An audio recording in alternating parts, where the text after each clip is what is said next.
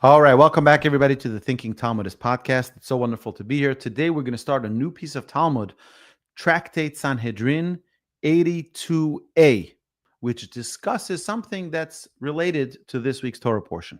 This week's Torah portion is the portion of Pinchas. Pinchas, we know, was a zealot. The Torah says, Bikano et kinati, he was zealous on my behalf, and God rewarded Pinchas for his zealousness, because he didn't do it out of his own, personal desire to harm someone. He did it because this was the honor of God that he was standing up for.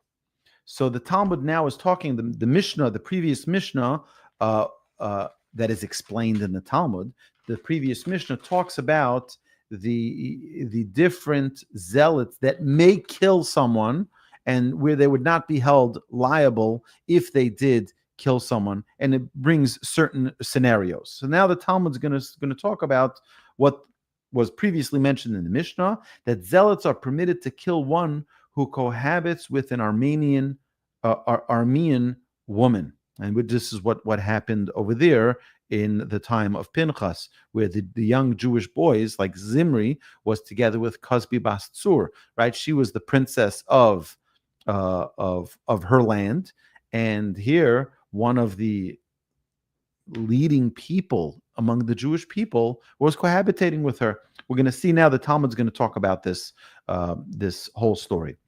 So Rav Chizda, Amar Rav Chizda said, Holach li malech, that if one comes to court while such a transgression is being committed, to take counsel as to whether he should kill the sinner, ein moirin loy. The judges do not instruct him to do so, since the Mishnah's ruling applies only to one whose zealousness is self-inspired. So what does this mean? Imagine someone sees something that is warranting the sinner, so to speak, to be put to death. But the zealous person who sees this, the Pinchas, so to speak, now goes to court and he says, I just want to know if I have permission to execute this person. So the court will say no. The court will say no.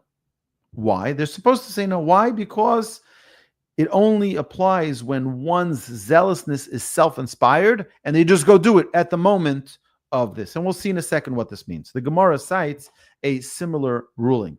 Itmanami, it is also stated, Amar Rabbi Bar Chana, Amar Rabbi Yochanan, Rabbi Bar Chana said in the name of Rabbi Yochanan, Habali limalech ein morin lo, one who comes to court to take counsel as to whether he should kill the sinner, the judges do not instruct him to do so. V'lo od, and not only this, but also, Ella, she'im peirash zimri v'horgo Pinchas, if Zimri, while he was in the act, stopped, separated himself from Cosbi, the woman he was with, and then Pinchas killed him, Neragalov, Pinchas would be executed for that in court. Pinchas, who's the zealot, would be killed for doing what essentially is permitted. And what else? Even more. Nefach Zimri v'hargol Pinchas. What's if Zimri had turned the tables and while engaged in the act of cohabitation killed Pinchas? Ein Neragalov, he would not be killed for that. He would not be executed in court on Pinchas's account. Shaharei rodefu, because Pinchas is considered a pursuer, and someone who is a pursuer is to be killed. Is to be killed. So let's understand what's going on a bit. Let's look at some of the commentary. So the story of Zimri, the leader of the tribe of Shimon, who consorted with Cosbi, the daughter of the Midianite prince, with full public knowledge, is recounted in this week's Torah portion. Okay? It was in front of everybody. He brought her in to the camp and cohabitated with her in front of everyone. So everybody saw what was going on. Now, once the evil deed is completed, it is no longer permissible for a zealot to kill the offender. If he does so, the zealot is subject to a court-administered death penalty. Why? Because you just murdered somebody. You just murdered somebody. You don't have a right to just murder somebody because you're a zealot. That's not, if they were in the middle of the action that warranted the death penalty, that's fine. But once it's done, they can't do anything. But now what happens? This is very interesting. If Zimri, the man from the tribe of Shimon, while he's doing what he's doing, warranting him a death, he sees that Pinchas is coming to him to kill him, and he kills Pinchas instead, he's not going to be held liable. Why? Because it's a very fundamental principle in Judaism. Someone who comes to kill you, you can kill him first. Okay? Let's see this. In general, one who pursues another to kill him may be killed in self-defense by his intended victim and by anyone else who observed the incident. In this case, Zimri was allowed to kill Pinchas in self-defense because Pinchas, while permitted to slay Zimri, was nonetheless not authorized by the court to do so. Hence, just as Pinchas was permitted to kill Zimri, so Zimri was permitted to save himself, even at the cost of Pinchas's life. However, no other person was allowed to kill Pinchas to save Zimri, inasmuch as Pinchas's actions were permitted. Indeed, since all other people were also permitted to act as zealots and kill Zimri, it would be illogical to say that they could kill Pinchas to save Zimri. So what's going on over here? What's really happening here? Okay, what's happening here is that Pinchas sees what's going on here. Pinchas sees that there is an act that should not be done. And this act is warranting by the Torah's standards. Again, today this doesn't apply because today we don't have courts the way we had back in the time of the temple. Today we don't have courts that we had back in the time of the Jewish people being in the desert.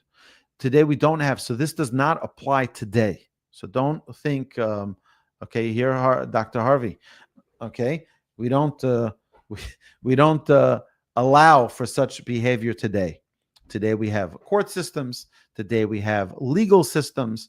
Today this would not be condoned in any which way. But in the time of the Jewish people being in their land, or in the time of the desert, where the Jewish people were instructed as the Torah tells, and again, those things change in a world like today. It's just like, imagine, the Torah tells us that you have to follow the law of the land. You have to follow the law of the land. So the laws that we have today in the United States are the laws that we're obligated to abide by.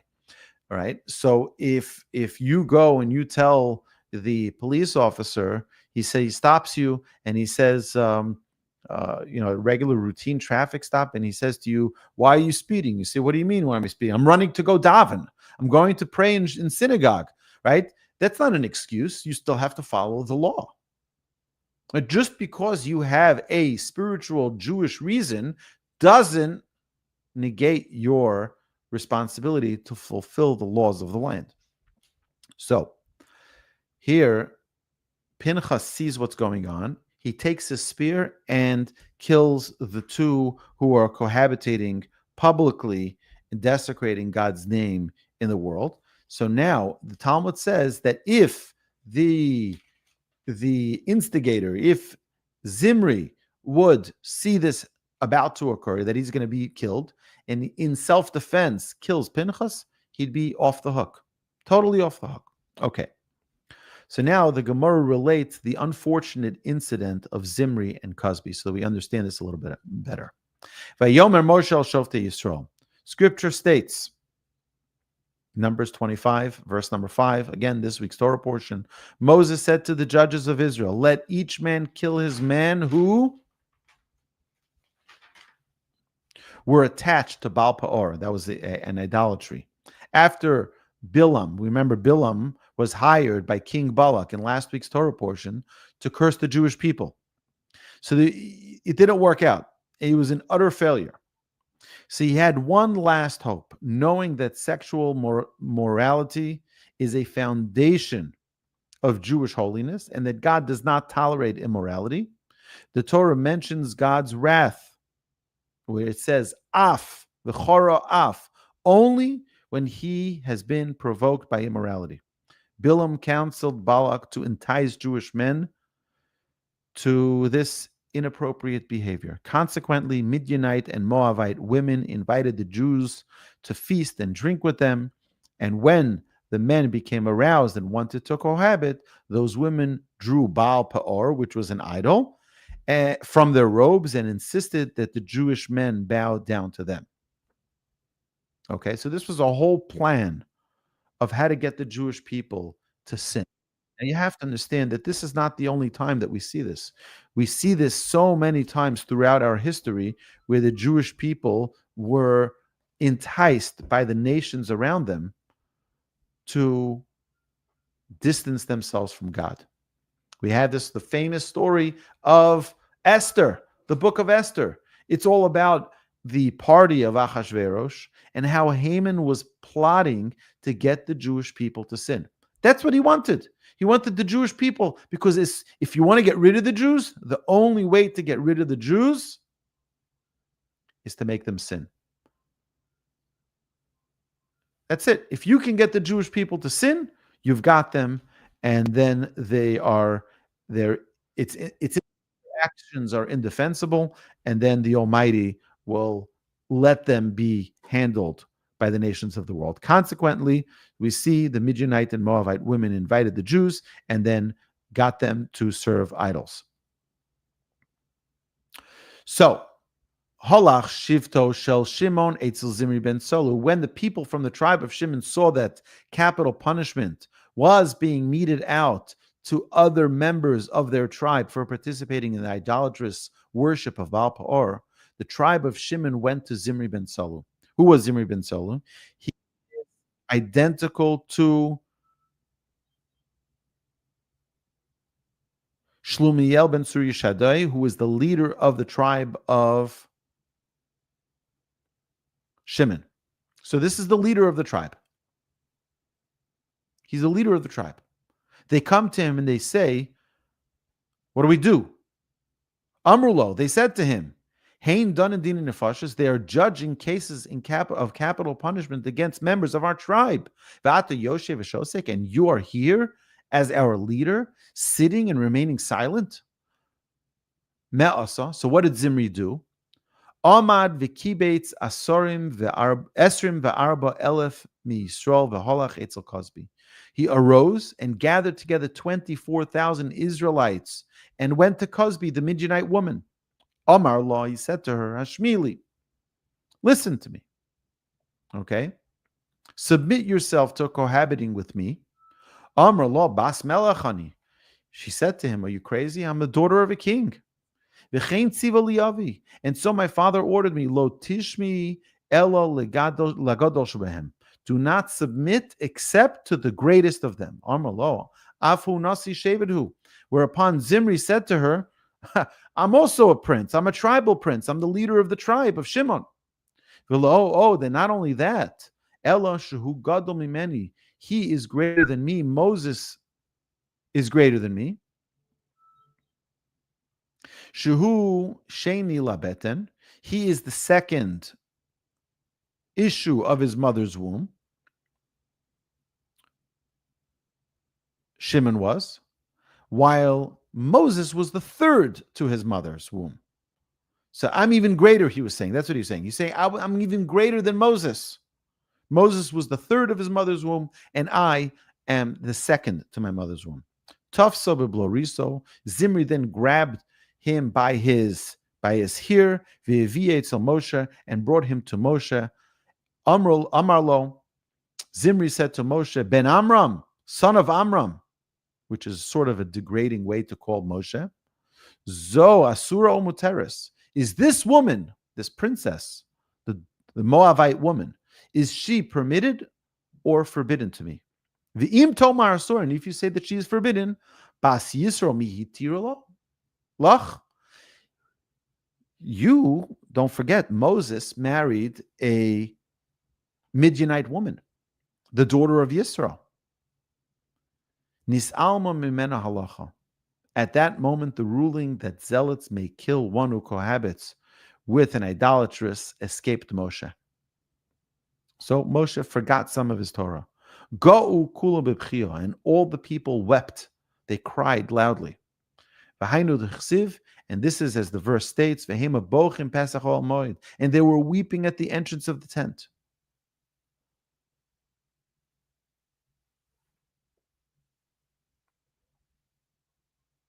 So Rashi explains that in fact, there was a great difference between the cases of Zimri and Moses. On the one hand, Moses married Yisro's daughter before the Torah was given, when all humans, Jacob's descendants included, were classified as Bnei Noach, the children of Noach. Hence, Moses was allowed to take a Midianite wife at that time. When the revelation at Mount Sinai occurred, then the Jewish people became a Jewish people, a nation that are now following the teachings of the Torah. Moshe's wife entered into the covenant between the Jewish people and God as a convert, as did the mixed multitudes that accompanied the Jewish people when they left Egypt. And Moses was therefore permitted to retain her as his wife.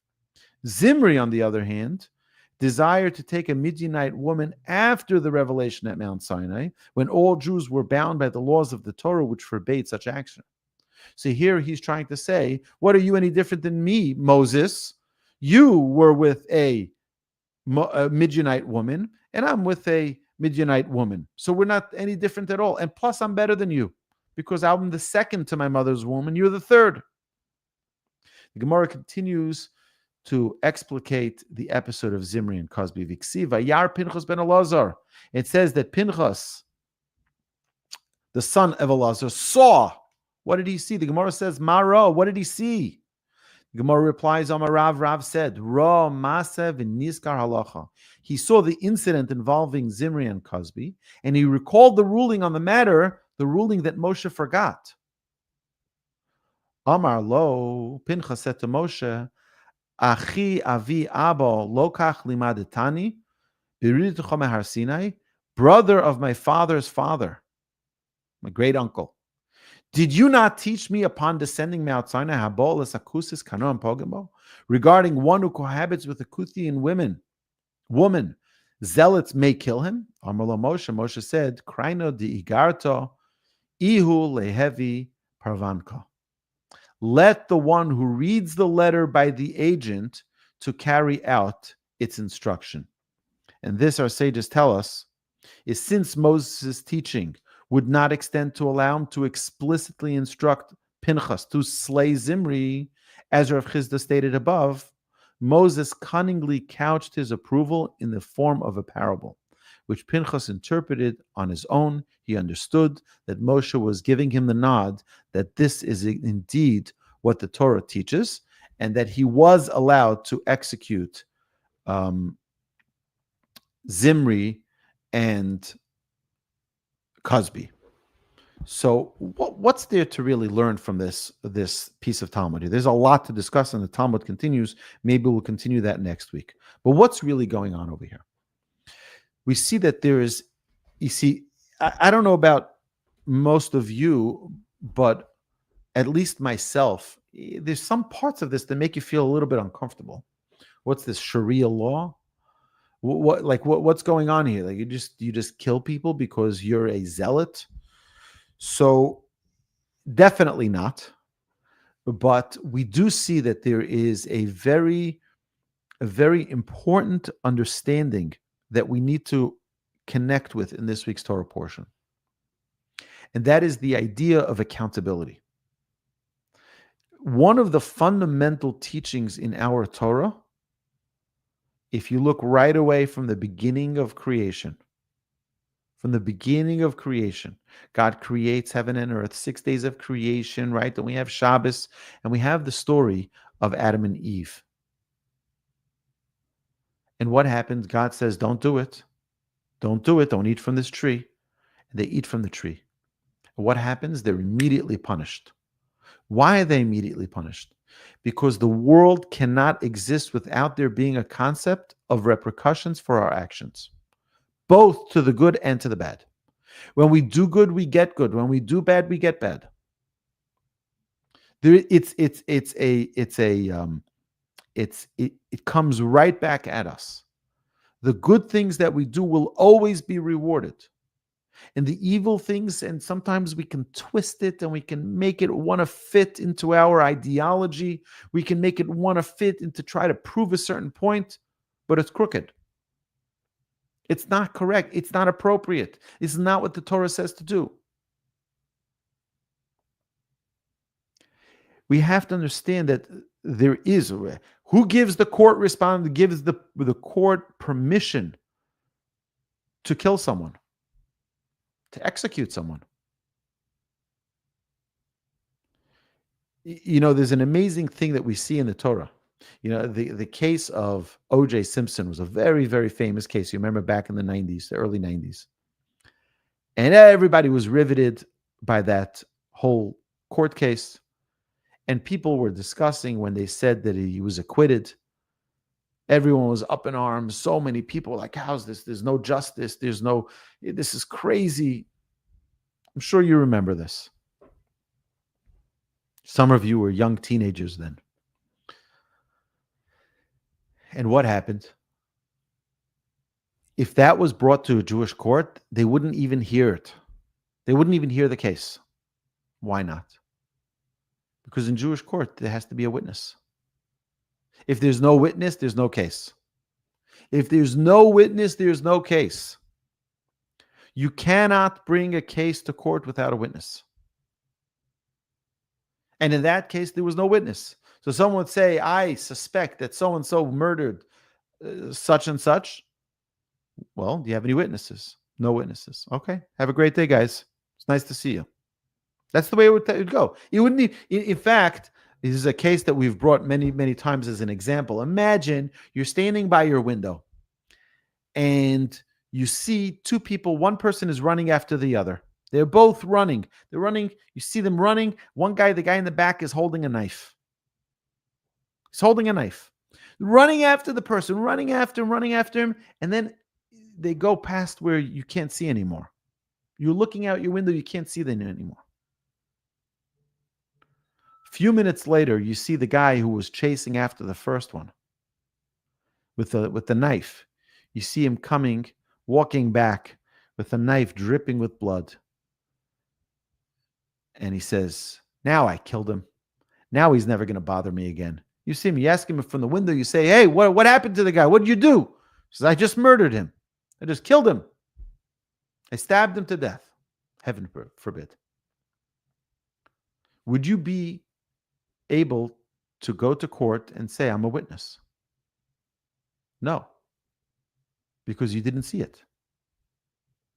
Circumstantial evidence and all of that doesn't help in Jewish court. What's going to happen? You're going to come to court and you say, did you see him stab him? Nope. So what did you see? I saw him running after him with a knife. And I saw him coming back after. And he said that he killed him. The person's not believed to incriminate himself. If you didn't see the actual action of murder, you can't talk about it in court. You're not accepted as a witness.